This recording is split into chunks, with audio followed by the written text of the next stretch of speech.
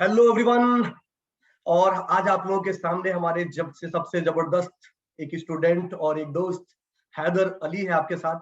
और वो अपनी पूरी जर्नी का डिस्कशन करेंगे। हैदर अली अभी डीआरडीओ में एज ए साइंटिस्ट वर्क कर रहे हैं और अपनी पूरी जर्नी के बारे में पूरा डिस्कशन करेंगे। किस किस तरीके से उन्होंने प्रिपरेशन किया, कैसे कैलकुलेट किया, हर एक क्वेश्चन जो आप लोगों के दिमाग में आता है उन सब का सॉल्यूशन हैदर आपके साथ शेयर करेंगे। So Haider, welcome to this channel. Thank you sir. तो हैदर, कैसा लग रहा है डीआरडीओ में साइंटिस्ट बनकर? बहुत ग्रेट सर, अच्छा लग रहा है। अच्छा, तो डियर सबसे पहले हैदर, सेशन को शुरू करने से पहले थोड़ा अपने बारे में बताइए कि कहाँ से बिलोंग करते हैं, कहाँ से आपने अपनी इंजीनियरिंग करी है, कब करी है। जैसे तो मेरा नाम हैदर अली है और सर मैं होशंगाबाद मध्य प्रदेश का रहने वाला हूँ। ओके। और मैंने सर 2015 में जबलपुर इंजीनियरिंग कॉलेज से अपना ग्रेजुएशन कंप्लीट किया है इलेक्ट्रॉनिक्स एंड कम्युनिकेशन ब्रांच से। और 2000 सर मैं कौन सी ईयर में कंप्लीट किया आपने? 2019 में, अच्छा, 19 में, ठीक। सर 2019 में। 19 हाँ में। सर। तो सर मैंने अपने ग्रेजुएशन के साथ ही साथ अपना गेट का प्रिपरेशन भी स्टार्ट किया था। तो ओके। मैं वहीं जबलपुर पे अपनी प्रिपरेशन करता था गेट की। ओके। उसके बाद सर फाइनल ईयर में हमारा गेट का एग्जाम हुआ था 2019 में। जी। उसके बाद उसी सेम ईयर में डीआरडीओ ने डिस्क्रिप्टिव एग्जाम कंडक्ट कराया था दिसंबर के टाइम में। दिसंबर के और टाइम फिर मेरा इंटरव्यू हुआ था इसका मार्च में, मतलब 2020 के मार्च 20 मार्च को इंटरव्यू में देके आया था। और फिर ये 2021 में मेरी ज्वाइनिंग आई है अभी। में कॉलेज में कभी सोचे थे कि हाँ जब सर। गेट की प्रिपरेशन कर रहे थे कि मैं डीआरडीओ का साइंटिस्ट बनूंगा? सर जब गेट की प्रिपरेशन प्रिपरेशन चल रही थी तो ऐसा तो कुछ नहीं था, बस ये था कि गेट में अच्छी रैंक लाना है। उसके बाद या तो पीएसयू जाऊंगा या एमटेक जाऊंगा। ये मतलब ये भी नहीं सोचा था कि पीएसयू लेना है कि एमटेक लेना है। ये था पहले तो टारगेट कि गेट में अच्छी रैंक आ जाए, क्योंकि दोनों ही जगह अच्छी होती है, या एमटेक जाओ चाहे पीएसयू जाओ। सही। तो मतलब हम लोग सब पीएसयू में ये मानते थे कि डीआरडीओ बार इसरो या पीएसयू इन सबको मानते थे, या तो जॉब अच्छी मिल जाएगी या तो एमटेक करने को मिलेगा। सही सही सही सही। तो हैदर, जब प्रिपरेशन शुरू करी थी तो, और आपने कह रहे थे कि गेट की आपने प्रिपरेशन करी थी, तो जब आपने गेट की प्रिपरेशन करी तो 2019 में फर्स्ट टाइम आपने गेट का पेपर दिया होगा, राइट? हाँ सर। तो क्या रैंक आई थी आपकी तो 2019 में? सब मेरी रैंक आई थी 1088। एक्चुअली सर मैं 1088। प्रिपेयर कर रहा था। ओके। हाँ सर, मैं तो उसका प्रिपरेशन कर रहा था ये सोच के कि अंडर 100 रैंक लाना है। बिल्कुल बिल्कुल लेकिन बिल्कुल। उसके बाद मैं बहुत अपसेट हो गया कि 1088, मतलब इतनी रैंक पे तो सर कुछ भी नहीं मिल पाता है ना, अच्छा एमटेक मिलता है, पीएसयू से तो कॉल भी नहीं आएगा। तो सही मैं फिर वेट किया कि अब 2020 का वापस से मेरे को पेपर देना रहेगा। सही। तो लेकिन मुझे 2020 की ऐसा प्रिपरेशन पता शुरू नहीं कर था। दी थी? हाँ सर, तो मैं 19 का पेपर दिया था। उस टाइम में ग्रेजुएशन से मई में कंप्लीट हो गई थी। तो मैं ग्रेजुएशन कंप्लीट करके वापस आया और गुड। फिर प्रिपरेशन अपनी स्टार्ट की कि अब 2020 का अच्छे से पेपर लिखूंगा। ओके। तो लेकिन सर 2020 अब में इन आपने, बिटवीन हाँ हाँ हाँ, बिल्कुल। इन इन बिटवीन ये नहीं पता था मुझे कि अगस्त के टाइम पे डीआरडीओ अपना एक फॉर्म निकालेगा। तो फिर जब अगस्त में फॉर्म आया डीआरडीओ का, तो मैं ऐसा सोचा कि अब 1088 रैंक है, बहुत कैलकुलेशन किया मैंने कि बिल्कुल। इन लोगों का ये मतलब कॉल करने का ऐसा रेशो है तो मेरे को कॉल आएगा कि नहीं आएगा। मैं कंफ्यूजन में था। फिर मैंने देखा कि 100 रुपए का फॉर्म है, मैं का फॉर्म भर देता हूँ। यही 500 या 1000 रुपए का फॉर्म होता तो मैं नहीं भरता। अगर 100 रुपए का फॉर्म है, भर देता हूँ फॉर्म। मैं फॉर्म भर दिया। 1 महीने बाद मुझे देखा, 1 या 2 महीने लगे थे, कॉल आ गया मेरे पास, शॉर्ट लिस्ट हो गया मैं रिटर्न एग्जाम के लिए। ओके, तो फिर गेट एक के थ्रू। अंदर से उम्मीद जागी गेट के गेट थ्रू गेट कि के मैं थ्रू। 1088 रैंक पे, मैं जिसका फॉर्म भर नहीं रहा था, लेकिन मैंने भर दिया फॉर्म। वो मेरा स्क्रीनिंग हो चुकी थी, मेरे को कॉल आया था कि आपको रिटर्न एग्जाम लिखना है, और मैं खोल के भी नहीं देखा सर कि मैं कॉल आया, कि मैं ये सोचा था कि सिलेक्शन हुआ नहीं हो, ये लोग लेट कर रहे थे। हम्म। तो मेरे को लगा शायद आया ही नहीं होगा मेरा कॉल। फिर मैंने रात को 11 या 12 बजे था, मैं कहा लेटते टाइम हम लोग मोबाइल चलाते हैं ना सर, सही, कि हाँ हाँ। लेटे हैं मोबाइल चला रहे हैं, चलाते चलाते याद आया कि फॉर्म भरा था, देख लें शायद कॉल आया नहीं आया। मैं खोल के देखा, मैं कहा मैं तो शॉर्ट लिस्ट हो गया। मैं छोटे भाई को बताया, तो उसने बोला अब शॉर्ट लिस्ट हो गए हो तो पढ़ लो इसका भी थोड़ा अच्छे से, शायद कुछ चांसेस बन जाए सिलेक्शन Absolutely. के। सही। उसके बाद फिर मैंने पढ़ाई स्टार्ट की। तो अब सितंबर में मैं कॉल आया था सर। उसके बाद फिर मैंने प्रिपरेशन स्टार्ट की, लेकिन मेन प्रिपरेशन में गेट की चल रही थी कि गेट 2020 अच्छे से लिखना है। और साइड बाय साइड डीआरडीओ का प्रिपरेशन भी मेरा चलने लगा साथ में। उसके बाद दिसंबर डेट आई थी, 15 दिसंबर को मेरा पेपर था। तो मैंने ये सोचा कि कानपुर का सेंटर मिला था मुझे। ओके। तो मैं कहा कि ठंड बहुत है, सिलेक्शन होना नहीं है, जाऊँ कि नहीं जाऊँ पेपर देने। फिर मैंने बहुत क्योंकि उसमें है ना सर, जो हमारा एडवर्टाइजमेंट आया था तो उसमें ऐसा लिखा था कि जो आईआईटी के ग्रेजुएट्स हैं उनको डायरेक्ट इंटरव्यू में बिठाला जाएगा और हम लोगों को रिटन एग्जाम देना है, उसके बाद इंटरव्यू। तो बहुत ज्यादा कैलकुलेशन में करने लगा था कि पेपर दूं कि नहीं दूं। लेकिन फिर एक थोड़ा सा मैंने हिम्मत की। मैंने ये सोचा था कि अगर मैं डीआरडीओ का पेपर देने जाता हूँ कानपुर, तो इसकी चक्कर में मेरा गेट 2020 बिगड़ जाता है, क्योंकि हम लोगों का ये दिसंबर का टाइम और फरवरी का टाइम बहुत मुश्किल से बहुत मैनेज हो क्रूशियल होता पाता है, है। बिल्कुल। तो मैंने ये सोचा कि जाना आना पेपर देना 4-5 दिन का, मतलब मैं रिस्क ले रहा था कि मेरे को क्या करना चाहिए। फिर मैंने डिसीजन लिया कि मैं पेपर तो दे के आता हूँ। और फिर अब सर उसके बाद क्या होता है ना कि अब पेपर देने जाने का सोचा है, तो अब डीआरडीओ का एग्जाम मैंने, इसके पहले जो डायरेक्ट इंटरव्यू होते थे डीआरडीओ में, या हाँ, बहुत पहले 8-9 साल पहले एसईटी का एग्जाम होता था जिसके थ्रू सिलेक्शन होता था। बिल्कुल। तो ये जो 2019 में पेपर हुआ था, इसका कोई आइडिया नहीं था कैसा पेपर होता है, क्या पैटर्न आता है। ये फर्स्ट फर्स्ट टाइम टाइम ही हो रहा मतलब था। ऐसा लग रहा था कि इसका पेपर हुआ है डिस्क्रिप्टिव। हाँ सर, इसके पहले मैंने बहुत नेट पे सर्च किया, मुझे मिला नहीं कहीं भी। तो मेरे को ऐसा लगा कि शायद इसके पहले डायरेक्ट इंटरव्यू होता होगा, गेट के बाद इंटरव्यू। पहली बार था शायद ये डिस्क्रिप्टिव एग्जाम हुआ था। सही। फिर मैंने सर थोड़ा सा सर्च किया कि अब ये तो पता करके जाना पड़ेगा ना सर कि कितने मार्क्स लाना है। सही। और अगर डीआरडीओ में सर अब पेपर दे रहे हैं तो ऐसा थोड़ी कि लिख के आ जाएंगे, बस एक स्ट्रेटजी होनी चाहिए पास में कि पेपर लिखेंगे तो सिलेक्शन भी होना चाहिए। बिल्कुल। तो उसके लिए मैंने फिर सर्च करना चालू किया कि मेरे को मिनिमम कितने मार्क्स चाहिए, क्योंकि मेरी कैलकुलेशन मतलब ये नहीं था कि सिर्फ क्वालिफाई करना है। क्योंकि गेट को जैसे हम लोग सिर्फ क्वालिफाई करके 26, 27, 28 मार्क्स ले रहे हो, कोई मतलब के नहीं होते हैं। मतलब नहीं है। पेपर दो तो रैंक आना चाहिए, ऐसे ही रैंक आना कि चाहिए। तुम्हें जो टारगेट है वो अचीव होना चाहिए। तो फिर मैंने ईएससी का, अब डीआरडीओ का तो कुछ डाटा मिला नहीं, मैंने ईएससी का डाटा निकाला। तो ईएससी के डाटा में मैंने ये देखा कि टॉपर्स के कितने मेंस में मार्क्स आए हुए हैं, टॉपर का मेंस में और इंटरव्यू में कितना कितना मार्क्स आता है और कितनी रैंक आती है। तो जब मैंने वो मतलब डाटा निकाला, तो उसमें ये मतलब लगभग लगभग मिला था कि ईएससी के मेंस के 360 से 380 नंबर मतलब आते हैं स्टूडेंट्स के, जो मतलब 600 नंबर का उन लोग एग्जाम बिल्कुल। लिखते हैं रिटर्न। तो दिमाग में मेरा ये था कि मिनिमम 360 नंबर तो मुझे चाहिए। चाहिए ही चाहिए। इतना मैंने सर्च किया था, फिर मैं पेपर दे के आया और जब एंड में मेरा रिजल्ट आया तो मेरे 362 मार्क्स आए हुए थे। जितना सोचा और वो अचीव कर मैं लिया। जब पेपर दे रहा था, सही। हाँ, और मैं जब पेपर दे रहा था तो पेपर देते देते जब पार्ट 1 दिया है मैंने, तो दिमाग में यही चल रहा था कि अटेम्प्ट अगर इतना, जैसे फर्स्ट पेपर था मेरा 9 से 12 बजे तक था, तो 300 मार्क्स का पेपर आया था। तो मेरा यही टारगेट था कि कुछ भी हो जाए 200 से ज्यादा का अटेम्प्ट तो कर नहीं करना है पहला पेपर। तो पहला पेपर मेरा अच्छा अटेम्प्ट हुआ था 240 नंबर का। फिर सेकंड पेपर हुआ तो सेकंड पेपर को मेरे को ये था कि और अच्छे से अटेम्प्ट करना है। टोटल मेरा 600 में से सर 500 के आसपास का मैं अटेम्प्ट करके आया था पेपर। मेरा अटेम्प्ट इतना हाई इसलिए था कि मेरे को ये था कि 10 नंबर का भी कोई क्वेश्चन है तो उसमें से नहीं आता है तो भी 10 में से 2 नंबर तो चाहिए, नेगेटिव था नहीं यहाँ पे। सही बात जितना आता है वो है। कंप्लीट हो चुका था। तो नैनो टेक्नोलॉजी का क्वेश्चन हो चाहे कहीं का भी ऐसा क्वेश्चन हो, 10 में से 1 नंबर या 2 नंबर आ जाए, वो आना मेरी चाहिए। कोशिश थी। हाँ सर। सही तो सही। फिर मैंने आके कैलकुलेट किया था, तो मेरे हिसाब से सर 420 नंबर हो रहे थे मेरे। मैंने कैलकुलेट किया 420 नंबर आ रहे हैं, तो मैं ये शॉर्ट था कि इंटरव्यू का कॉल तो मेरे को पक्का आएगा। सही। लेकिन हुआ क्या है सर कि अब 60 पार्ट थे, तो हर पार्ट में अब हम लोग ने जोड़ा कि 10 का किया है, 10 में से 10 मिलेंगे।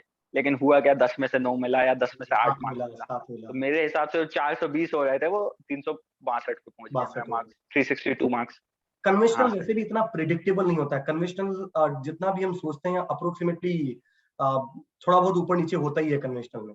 अच्छा, एक चीज और है, मतलब आपकी बातों से मुझे दो हाँ चीज सर। समझ में आया जो मैं सबको सजेस्ट भी करना चाहूंगा कि यार देखो, गेट में अगर पीछे रैंक भी आई है तो ये मत सोचो कि जिंदगी में हाँ कुछ सर। नहीं होना। जैसे हैदर की भी 1088 आया था और हैदर सोच रहा था यार नहीं हो पाएगा कुछ, पर हैदर ने ये सोचा कि 100 रुपए का ही फॉर्म है यार, भर दो।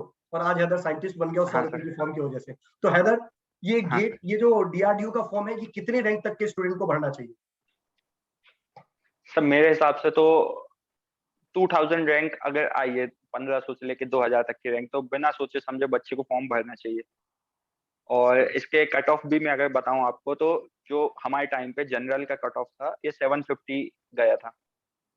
बेसिकली मतलब बच्चे ऐसा सोचते हैं ना कि टॉप 50 में रैंक आई है तो पीएसयू में सिलेक्शन होगा, तो ऐसा नहीं है। यहाँ पे जनरल का 750 कट ऑफ गया था, और ओबीसी कैटेगरी के लिए 626 किया था, जो 2019 के टाइम का बता रहा हूँ मैं। 19 के टाइम। तो अगर आप देखा जाए सर, तो 626 स्कोर मतलब 1800 रैंक रही होगी उस टाइम पे। तो इसलिए 2000 तक के बच्चों को, 2000 रैंक तक के बच्चों को फॉर्म भरना चाहिए। बिल्कुल। तो वैकेंसीज दोस्तों, बहुत ज्यादा होती हैं। आप बिल्कुल गेट एग्जाम के थ्रू टोटल सारे पीएसयूज की वैकेंसी अगर ज्वाइन करोगे ना सर, और यहाँ अकेले डीआरडीओ की वैकेंसी देखोगे, तो यही ज्यादा वैकेंसी रहेंगी। सही बात है, ये बात तो बिल्कुल सही है। और दोस्तों देखो, घबराना नहीं है। आप एक बार फॉर्म देखिए, ऑप्शन तभी क्रिएट हो पाएगा जब आप फॉर्म भरोगे। और जब फॉर्म ही नहीं भरोगे तो फिर तो 100% श्योर है कि सिलेक्शन नहीं होना है। फॉर्म भरोगे तो क्या पता चांसेस हाँ हो सर। जाए। तो ये मत घबराओ यार। बहुत सारे, मैं हैदर, मैं ये खुद भी फील करता हूँ, मैं बहुत सारे क्लास में बोलता हूँ, अगर किसी एग्जाम में वैकेंसी अगर 3 ही निकलती है ना, तो लोग बात सोचते हैं कि कंपटीशन ज्यादा होगा, जबकि वहां कंपटीशन सबसे कम होगा। क्योंकि 90% बच्चे हाँ फॉर्म सर, ही नहीं भरेंगे यार, 3 ही तो वैकेंसी होना ही नहीं है, अच्छे अच्छे लोग वहां फॉर्म नहीं भरते। होता है सर ये। बिल्कुल। तो हैदर, जब आपने रिटर्न मतलब गेट का जो मार्क्स है वो काउंट होता है कि सिर्फ स्क्रीनिंग होता है, गेट के थ्रू सिर्फ वो कॉल करते हैं रिटर्न के लिए? सर गेट एग्जाम का सिर्फ स्क्रीनिंग है। एक बार आपको स्क्रीन मतलब शॉर्टलिस्ट कर लिया कि आपको पेपर देना है, फिर वहां पे गेट का एक काम खत्म हो जाता है। फिर आप जो रिटर्न एग्जाम दे रहे हैं सर, उसका 80% वेटेज होता है, अच्छा, और रिटर्न इंटरव्यू रहता 80% है 20% वेटेज का। और 20% इंटरव्यू का। यस सर, ये जैसे मान लीजिए 600 नंबर का पेपर है, 600 में से आपके 400 नंबर आते हैं, तो 80% वेटेज का मतलब कि आप उसको 80% कैलकुलेट कर लीजिए, आपका नॉर्मलाइज कर जितना भी लेंगे मार्क्स उसको। आया है। बिल्कुल तो बिल्कुल 66 परसेंटाइल ऐसा बन जाएगा आपका, 66.66। बिल्कुल। तो इसका मतलब, और इसका ट्वेंटी मतलब ये परसेंट तो, इसका मतलब एक चीज और हो गया, जो स्टूडेंट के पीछे रैंक आ रही है, सिर्फ वो उनको वेट करना है कॉल लेटर का, मतलब इंटरव्यू के लिए शॉर्ट लिस्ट होने का। हाँ सर। अगर इंटरव्यू के लिए शॉर्ट लिस्ट यस हो सर। गया तो कोई ऑल इंडिया रैंक 1 वाला भी उसी कैटेगरी में होगा जहां पर 1800 या 2000 रैंक वाला होगा। क्योंकि सर अब ये रहता है ना कि वहां पे तो 3 घंटे आपके डिसाइड मतलब करते हैं कि जैसे फर्स्ट रैंक आई है या 10th रैंक आई है, तो वो सब सेम कैटेगरी के बच्चे होते हैं, या टॉप 100 भी हैं, तो लगभग लगभग सिमिलरिटी होती है, सबकी प्रिपरेशन बहुत अच्छी होती है। वो तो एक डे पे डिपेंड करता है कि आपका कैसा दिन था और पेपर कैसा गया गेट का। तो ये एक तरीके से सेकंड चांस मिल रही है आपको, कि एक बार आप शॉर्ट लिस्ट हो गए, फिर आप सब सेम प्लेटफॉर्म पे आके खड़े हो गए। अब बहुत शानदार तरीके से डीआरडी का पेपर दीजिए। जैसे सर मैंने जिस टाइम पे फॉर्म भरा था, तो उस टाइम हुआ यह था कि 1/3 बच्चे सिर्फ पेपर देने आए थे। मेरी क्लास में 24 सीट्स थी, तो 8 बच्चे पेपर लिखने आए थे, 16 बच्चे पेपर लिखने नहीं आए थे शॉर्ट लिस्ट होने के बाद। तो मैंने कहा था 1/3 कंपटीशन बचा अब तो। 2/3 बच्चे तो फॉर्म भर के आए नहीं, जैसे मैं सोच रहा था कि पेपर देने जाऊं कि नहीं, तो बाकी बच्चे भी ऐसा सोच रहे थे कि पेपर देने जाया जाए कि नहीं। क्योंकि होता ही है ना सर कि अब डीआरडी का फॉर्म भरा है, तो जो टॉपर होते हैं वो बहुत सारे फॉर्म भरते हैं, सारे पीएचडी के भी भरे, एमटेक के भी भरे, लेकिन पेपर आते आते वो कहीं ना कहीं ज्वाइन कर चुके होते हैं, कि कोई ने पीएचडी ले लिया, कोई ने एमटेक, तो वो आगे के देने नहीं आते हैं पेपर। सही तो बात। इसलिए मेरे टाइम पे दिसंबर में पेपर था, वो गेट बच्चे फरवरी लिख के जून जुलाई तक कहीं ना कहीं सेटल हो चुका है। सही। तो मेरे को ये बेनिफिट मिला था कि दिसंबर में 1/3 ही बच्चे पेपर देने आए थे। हाँ, कंपटीशन 1/3 ही हो गया एकदम। हैदर, एक चीज और, हाँ सर। रिटर्न का सिलेबस क्या रहता है? मतलब जैसे गेट के थ्रू सिलेक्शन हो गया, इंटरव्यू के लिए मतलब यस रिटर्न सर। के लिए उन्होंने कॉल किया, तो उस रिटर्न का पूरा सिलेबस क्या रहता है? और उसको किस तरीके से, मतलब आपने, क्योंकि आप तो गेट के लिए प्रिपेयर कर रहे थे और एकदम से कन्वेंशनल वाला यस रिटर्न सर। हो गया, तो फिर उसको कैसे प्रिपेयर किए, कितने सब्जेक्ट हैं, कैसा किस तरीके से रहता है, सारी चीजें? सब बेसिकली प्रिपरेशन तो हर बच्चा मेनली गेट की ही करता है। मैं भी गेट की प्रिपरेशन कर रहा था। पेपर पूरा ईएससी का पैटर्न को फॉलो करता है, सेम मार्किंग स्कीम रहेगी जैसा ईएससी का हम लोग पढ़ते हैं, सेम सिलेबस है, पूरा ईएससी का सेम सिलेबस है। और पेपर का पैटर्न भी आप देखोगे तो पूरा सेम मिलेगा कि दो पेपर होते हैं 300 मार्क्स के, पार्ट पेपर 1 और पेपर 2। पेपर 1 में 8 क्वेश्चन आएंगे, पेपर 2 में भी 8 क्वेश्चन आएंगे, जिसमें से दो पार्ट में डिवाइड होता है। पेपर 1 है जैसे 8 क्वेश्चन है, तो 4 क्वेश्चन पार्ट ए में रहेंगे, 4 क्वेश्चन पार्ट बी में रहेंगे। अब चॉइस जो ईएससी में हम लोग देखते हैं कि फर्स्ट और फिफ्थ क्वेश्चन कंपलसरी है, बाकी दोनों सेक्शन में से अब हमें ऐसा अटेम्प्ट करना है कि मिनिमम 2 क्वेश्चन एक पार्ट से अटेम्प्ट होना चाहिए। टोटल 5 क्वेश्चन अटेम्प्ट करना है। पार्ट ए से अगर 2 क्वेश्चन अटेम्प्ट करोगे तो पार्ट बी से 3 क्वेश्चन अटेम्प्ट करने पड़ेंगे, और फर्स्ट और फिफ्थ कंपलसरी क्वेश्चन होते हैं। तो उस हिसाब से हम अटेम्प्ट अपना देख सकते हैं। इसकी भी प्रैक्टिस अच्छी होनी चाहिए कि कौन सा क्वेश्चन हमें सिलेक्ट करना है, कौन सा छोड़ना है, क्योंकि एक पार्ट के अंदर 6 सब पार्ट होते हैं, 6 क्वेश्चन है। तो एक एक क्वेश्चन 60 मार्क्स का हो जाता है अप्रोक्स। तो 60 मार्क्स में 6 पार्ट हैं या 5 पार्ट हैं, तो ये वाला पैटर्न होता है सर। बिल्कुल। अच्छा हैदर, पैटर्न के बारे में तो डिस्कशन करते हैं, फोटो याद आया कुछ? हाँ सर, ये सर हमारे जबलपुर के टाइम की फोटो है। आप सिग्नल सिस्टम का बैच लेने आए हुए थे, तो आपने एक एनर्जी निकालने का आपने एक क्वेश्चन पूछा था। एक इम्पल्स सिग्नल दिया था उसको, मतलब ऐसे ही कुछ एक क्वेश्चन दिया था, डिफरेंशिएट इंटीग्रेट करके उसकी एनर्जी निकालने का। तो सही आपने मतलब ऐसा रखा था कि जो भी इसको सॉल्व करेगा तो उसको 100 रुपए का इनाम दिया जाएगा। सही। तो ये उस टाइम की फोटो है सर। बिल्कुल बिल्कुल बिल्कुल। और दोस्तों मैं आपको बता दूं, हाँ हैदर सर। की रैंक हालांकि 1088 आई, पर हैदर की एक खास बात थी, और हैदर डेडिकेटेड था।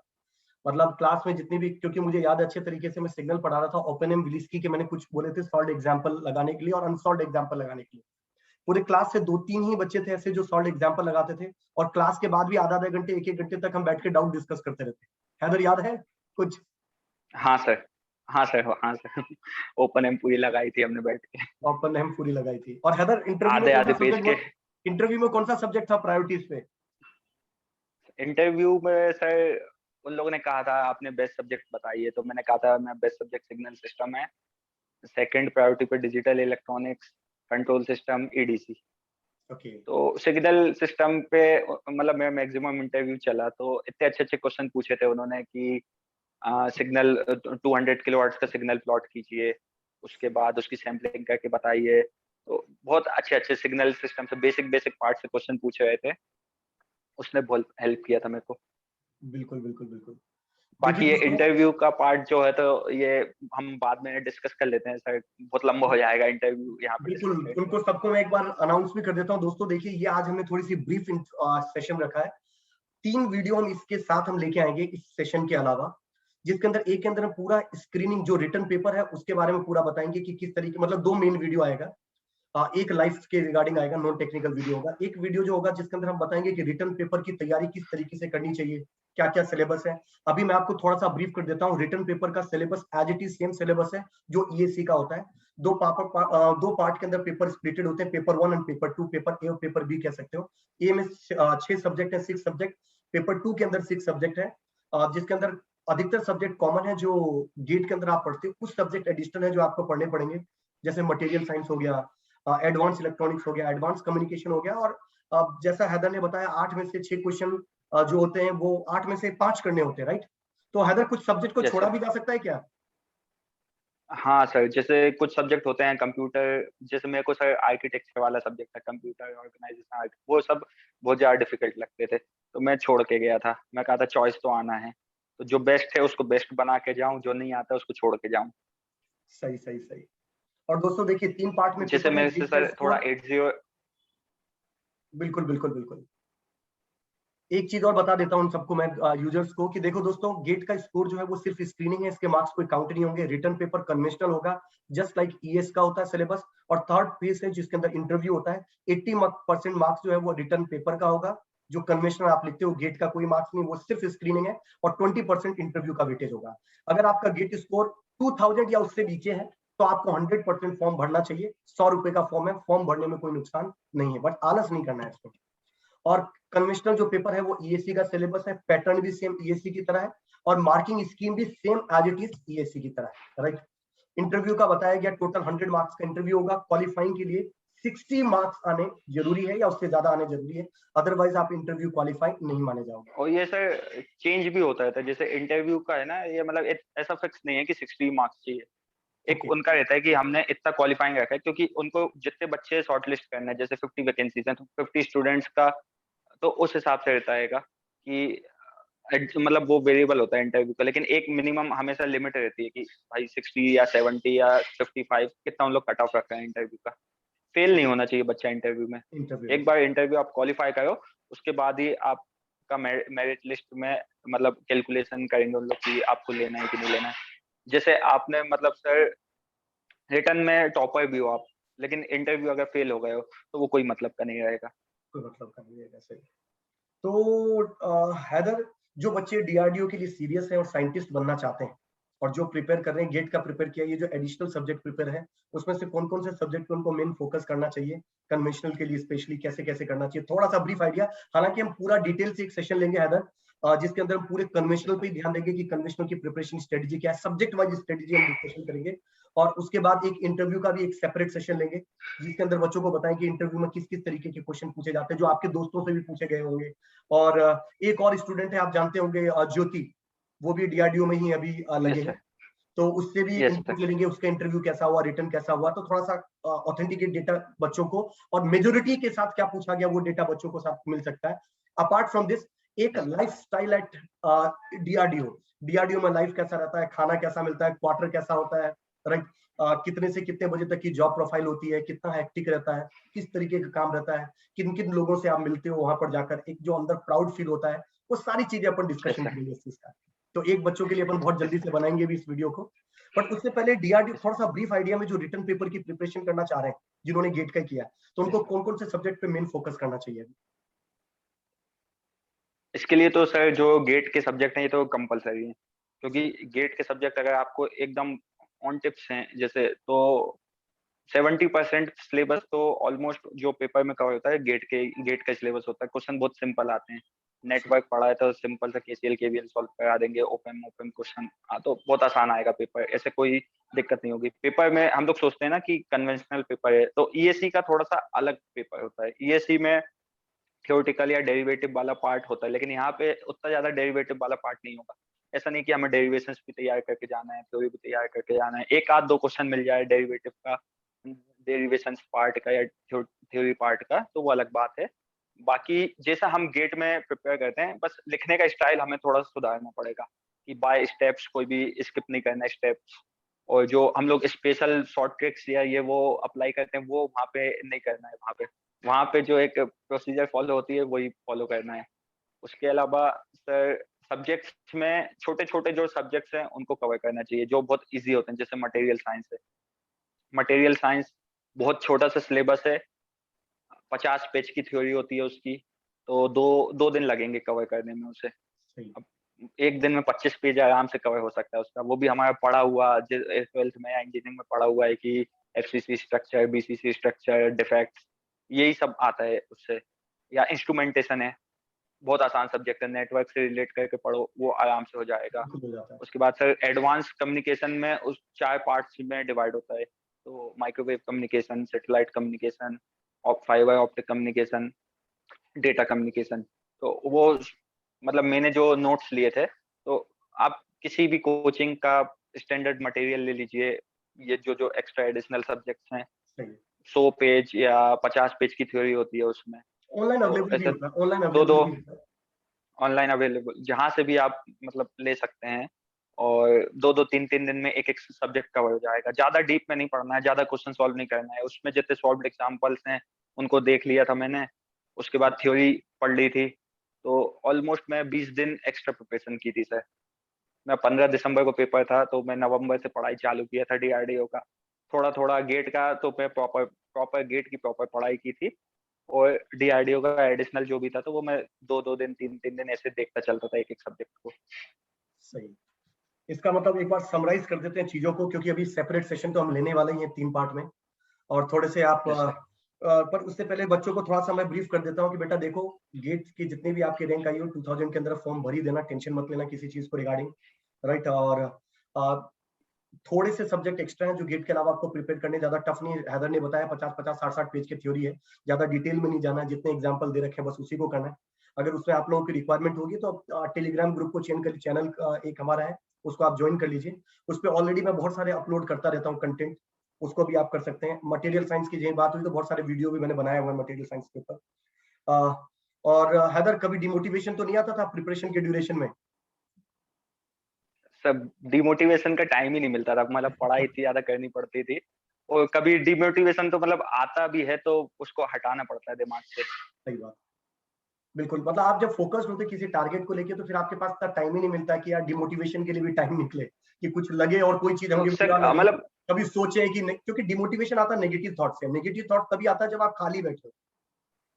मेरे को तो सर डिमोटिवेशन आता भी था तो मैं टफ क्वेश्चन लेता था सॉल्व करने के लिए, क्योंकि जब टफ क्वेश्चन हम लोग सॉल्व करते हैं और आंसर आता है जल्दी, तो उससे एक मोटिवेशन आता है। हम एक सोच आती है ना कि ये क्वेश्चन आप सोचते हैं कि ये बाकियों से ये नहीं बन रहा होगा, हमसे ये चीज बन रही है, तो ऐसे मोटिवेशन ले सकते हैं। तो ऐसे सब्जेक्ट उठाना चाहिए और ऐसे चीजें सॉल्व करनी चाहिए।